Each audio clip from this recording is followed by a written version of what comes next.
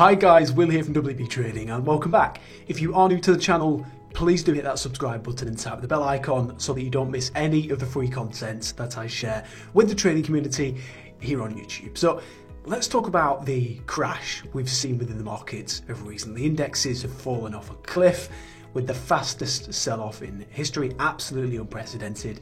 The S&P 500 has fallen to a low of so far 35.76% off the highs, which is quite frankly just ridiculous, isn't it? Stocks have been decimated. It really has been just blood in the streets. But even so, it always reminds me of that famous saying by Warren Buffett: be fearful when people are optimistic and be optimistic when people are fearful. So in today's video, let's look at this from all angles. We'll cover all the stats, cover some research, and let's see if we can make some sense of where we are at current. I'm making this video to add as much value for you all as possible, share some information, share some research that you might not have seen yet, and really just to help you all as much as I can to gain a better understanding of this crash and where we might be headed next. So with that, let's dive in. Firstly, I wanted to touch on two things. One being the fact that markets do not like uncertainty, and two being on the subject of the markets often pricing things in a way almost looking further ahead than we're actually able to ourselves. So uncertainty.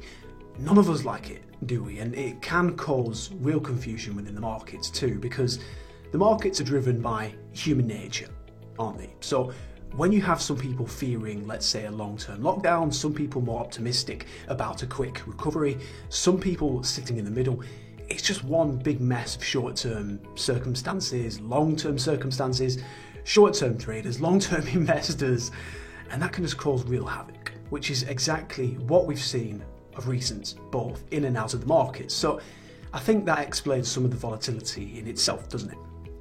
On the topic though of markets pricing things in ahead of time, I was actually watching some really interesting content over on the Compound channel here on YouTube over the last few days, and one point of discussion was the fact that markets often see things ahead of time. And in many ways, they use this to actually price these things in. What's meant by that? Well, often the markets take in news before the news is, in many cases, actually broadcast to us. Now, as we all know, none of us know what's going to happen next. Not one of us. Whether you're a hedge fund manager, a professional trader, a retail trader, none of us know where the S&P or any other market is going to close on any given day, or what it's going to even do on any given day. That's a fact. So it's useless to predict. But my point is, at times like these, there's nothing wrong with sitting the period out, taking a back seat when things are this uncertain. You know, don't go making wild guesses. Don't go shoving every penny you have into the markets and hoping that this is the bottom. And that actually leads us really well onto my next point. Also, just really quickly, if you are enjoying the video today, it'd be great if you take literally just a second to hit the thumbs up button. If you would, that'd really help me if that's okay with you. Now, whilst I am definitely not making any investment recommendations here, it is a fact that we've been given an opportunity here, if you choose to see it that way. The way I see it, from a longer term investment perspective, we've been given a bit of a time machine here, haven't we? The markets have just wound themselves back, 3 years, 4 years? The investing clock has been wound back, is what I'm trying to say here. As far as compound interest goes, this crash has pretty much just reset the standings, with the gates thrown wide open for people who either didn't invest sooner or who've been storing cash for an opportunity like this. Personally, I'm a very optimistic person. I always have been. Whatever's happened in my life, I always try to see it as an opportunity, as a positive. That's just the kind of person I am. And with my cards laid out on the table, I have been adding to my index fund of recent, and I am now slowly dripping cash into this too, to hopefully capitalise on where we are at the moment. Again, that's not investment advice by any means, but for me, the pain of missing this opportunity is greater than the pain of potentially being underwater on my index fund for a few months, maybe a year or so. I can easily sit that time period out, because my time horizon here is 30 plus years, and I doubt we'll still be underwater in 30 years. We damn well could be, but I doubt it.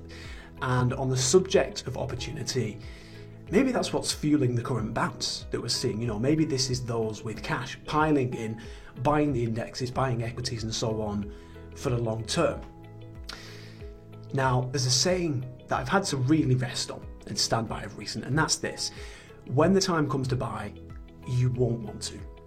Isn't that the truth? Now, again, as a reminder, I'm absolutely not saying go and buy right now. Please do not do that if you don't have a plan or a strategy. You absolutely have to have a plan, a strategy, spare money to use that you don't need. There's a hell of a lot to think about, and again, this is not investment advice, but it's a powerful quote, isn't it? And it's certainly true for where we are at current. That is for absolutely sure. In regards to the technical picture, look, as you all know, I'm not a technical trader by any means. I trade mechanically using statistics and strategy rules. But one thing that does stand out for me is this low. Personally, and of course I could well be wrong here, and in fact I hope I am wrong, because if we shoot back up to the highs, I'm going to make money on the long side via my equity holdings. But it would surprise me if we don't at the very least revisit this low, whether we take it out, whether we double bottom, whether we swing fail it. I can see us personally at the very least getting back there and touching on it.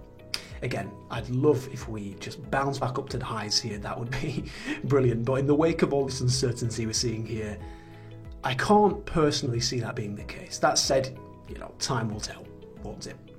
Another thing that I wanted to share was actually in regards to how often corrections typically on average occur, and that's roughly every 2 years via the stats. Now, as we all know, the last correction we saw was roughly this time, I think it was about 2 years ago, wasn't it, back at the start of 2018, and I remember that well. But each time, again, historically via the stats, stocks have regained the footing and resumed their climb in the main.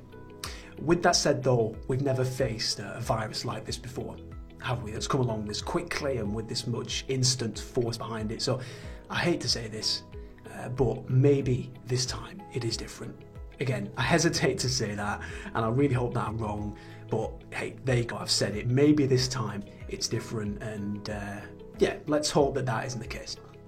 So the next thing and the last thing I wanted to mention here is something absolutely unprecedented, and that's that this has actually been the fastest historical market drawdown in history, on record, ever since the beginning. That's huge, isn't it? To experience this firsthand and to actually have physically traded it too. It's a real moment in history that we're a part of here. But again, where do we go from here?